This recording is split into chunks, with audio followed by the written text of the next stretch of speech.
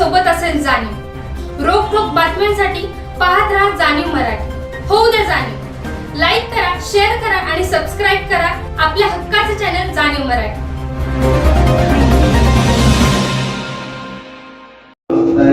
निकाल घोषित करतो। मी पीठासन अधिकारी तथा नगराध्यक्ष अमोल मुलेश्वर मोहिते सातारा नगर परिषद सातारा त्यानुसार असे घोषित करतो की नामनिर्देशित सदस्य पदाकरिता पदनिर्देशित अधिकारी तथा उपविभागीय अधिकारी सातारा उपविभाग सातारा येथे काही पत्र जे मला प्राप्त झालेले नामनिर्देशित सदस्यांचे नामनिर्देशन पत्राची छाननी करण्यात आली असून छाननीत वैध असलेले 5 सदस्यांची नामनिर्देशित सदस्यपदी नियुक्ती केलेले मी जाहीर करतो। त्यांची नावे खालीलप्रमाणे: भंगे रीना ताराजी,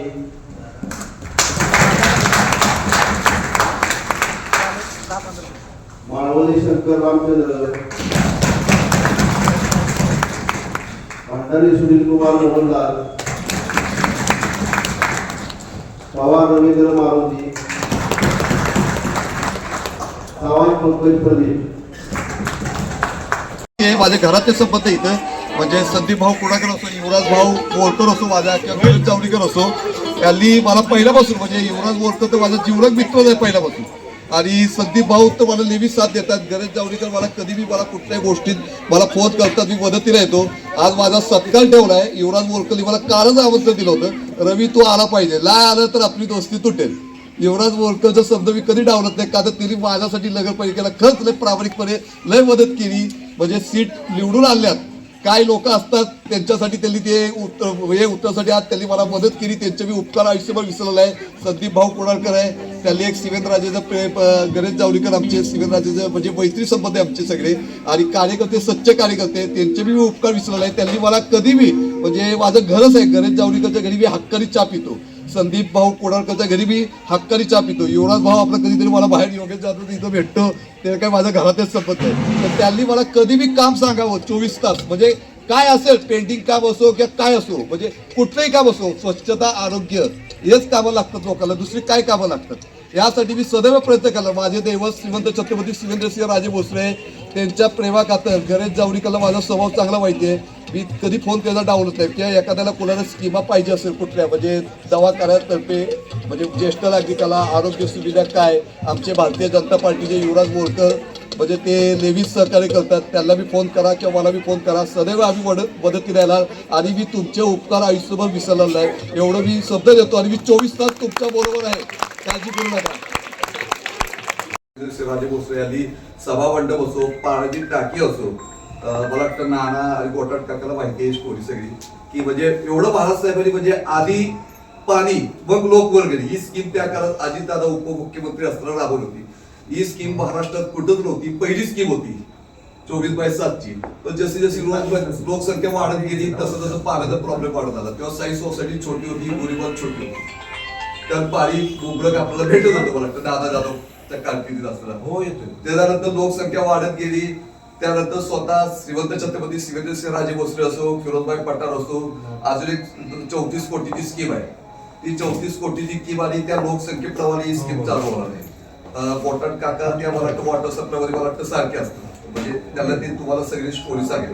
तर एवढं दिवस फक्त प्रॉब्लेम सॉल्व्ह करा, मला वाटतं सावरगाचा प्रॉब्लेम सॉल्व्ह होत आलेला आहे। आता राहिला फक्त साई सोसायटीचा प्रॉब्लेम, कारण उताराला पाणी माझ्या भागात येते त्रिमूर्ती कॉलनीला, पाण्याचा प्रॉब्लेम कुठे येतो शिवप्रेमी कॉलनी आणि स्वराज नगर, बरोबर मॅडम?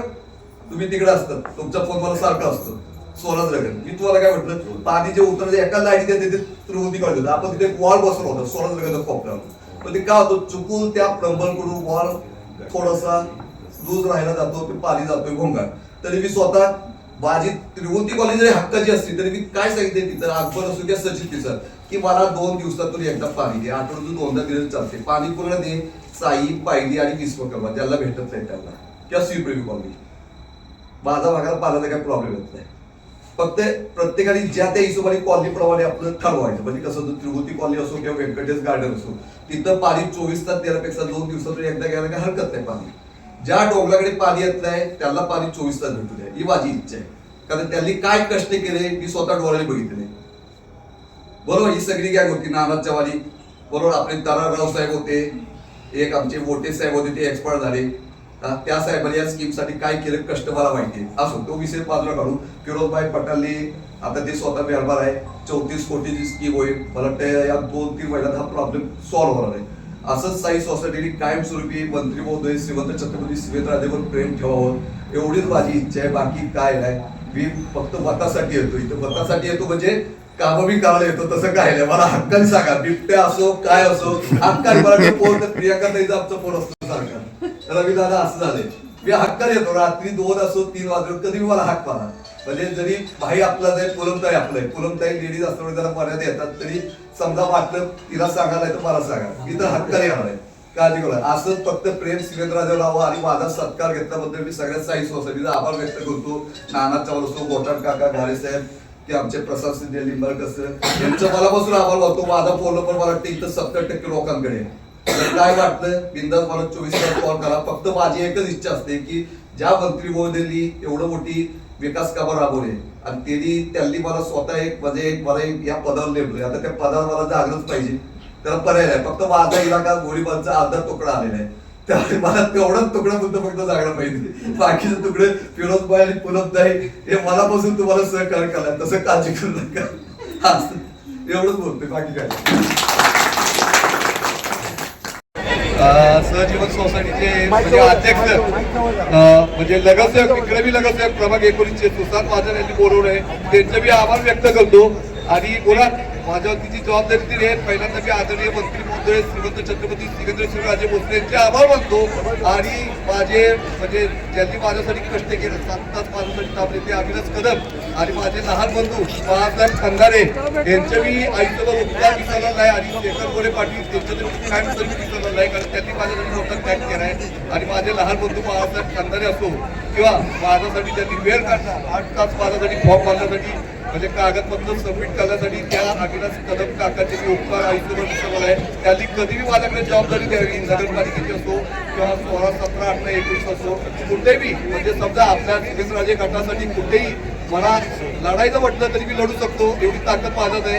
आणि तेवढी ऊर्जा मला बाळासाहेब खंदारे आणि अविनाश कदम काका देत आहे. आणि शेखर गोरे पाटलाचा आशीर्वाद माझ्या पाठीशी कायमस्वरूपी आहे. आणि मी मंत्री महोदय श्रीमंत छत्रपती शिवेंद्रराजे भोसले यांचे उपकार आयुष्यभर विसरला नाही. त्यांच्यासाठी मी जीवाची काय प्राणाची देखील बाजी लावणार आहे. त्यांनी मला कधी बी सांगावं, बाळासाहेब मी तुमच्यासाठी पाणी काढेल, फक्त तुमच्या कायमचं मी माझा ते आशीर्वाद राहिले, प्रेम दाखवलं, याबद्दल मी मनापासून आभार व्यक्त करतो बाळासाहेबांचे.